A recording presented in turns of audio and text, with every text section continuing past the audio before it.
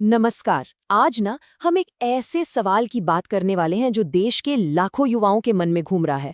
ये एक ऐसा सवाल है जो सुनने में तो बहुत सीधा साधा लगता है, लेकिन अपने अंदर अनगिनत उम्मीदें और महीनों की कड़ी मेहनत समेटे हुए है। चलिए इस सवाल को जरा खोलकर समझते हैं। हाँ, यही है वो सवाल। एसएससी जीडी 2026 वैकेंसी कब तक? ये सिर्फ कुछ शब्द नहीं है, ये एक तरह की गूंज है जो हर तरफ सुनाई दे रही है। और आज हमारी पूरी चर्चा इसी एक सवाल के चारों तरफ घूमेगी। तो चलिए सबसे पहले ये समझने की कोशिश करते हैं कि ये छोटा सा सवाल आखिर इतना बड़ा और इतना जरूरी क्यों बन गया है। देखिए, जब कोई उम्मीदवार ये सवाल पूछता है ना, तो वो सिर्फ एक तारीख नहीं पूछ रहा होता। उस सवाल के पीछे एक सपना होता है, एक लक्ष्य होता है, और उस लक्ष्य को पाने के लिए एक लंबे सफर का इरादा भी। असल में ये सवाल देशभर की उम्मीदों और महत्वाकांक्षा की आवाज है। तो अब जब हम ये समझ गए हैं कि सवाल कितना अहम है, तो चलिए अब उन लाखों लोगों की बात करते हैं जिनके लिए ये सवाल उनकी पूरी जिंदगी का सवाल बन गया है, और जानते हैं कि ये उनके लिए इतना मायने क्यों रखता है। इस एक सवाल के पीछे वो लाखों लोग हैं जिनके पास तैयारी करने की सिर्फ एक वजह नहीं है, बल्कि एक बहुत ही मजबूत प्रेरणा है। ये सिर्फ एक नौकरी पाने की बात नहीं है, ये एक सुरक्षित और सम्मानजनक जिंदगी की तरफ बढ़ाया जाने वाला पहला कदम है। और वो प्रेरणाएं हैं क्या? सबसे पहले तो देश की सेवा करने का जज्बा, फिर आता है एक स्थिर करियर, एक अच्छी नौकरी, और फिर समाज में एक सम्मानजनक पद की चाहत, और जाहिर है अपने परिवार के लिए आर्थिक सुरक्षा। ये सारी चीजें मिलकर इस परीक्षा को लाखों लोगों के लिए एक सपना बना देती हैं। अच्छा, तो अब थोड़ा पर्दे के पीछे चलते हैं और ये समझते हैं कि ये वैकेंसी की घोषणा होती कैसे है। ये जानना बहुत जरूरी है ताकि जो उम्मीदें हैं उन्हें सही जानकारी का आधार मिल सके। देखिए, वैकेंसी की घोषणा होना कोई बटन दबाने जैसा काम नहीं है।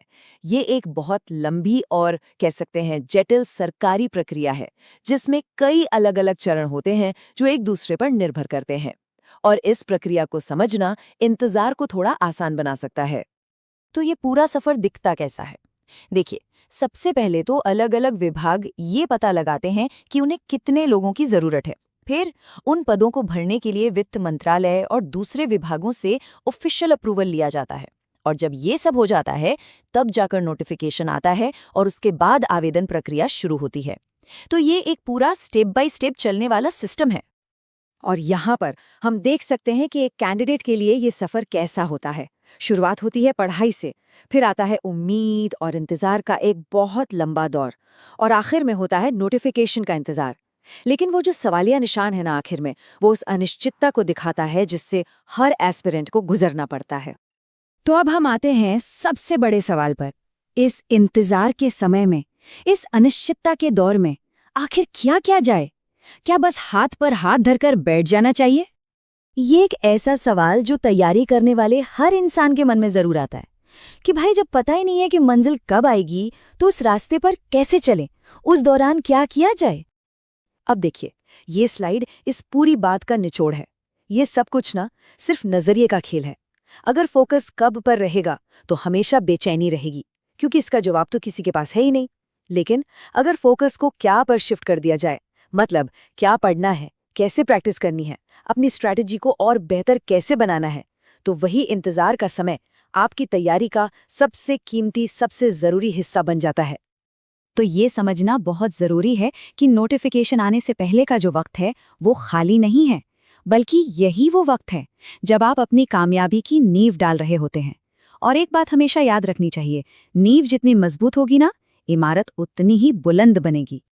तो आखिर में बस एक सवाल कि असली मंजिल क्या है? सिर्फ वो नोटिफिकेशन वाली तारीख, या फिर तैयारी का वो पूरा सफर जो आपको उस तारीख के लिए असर में तैयार करता है?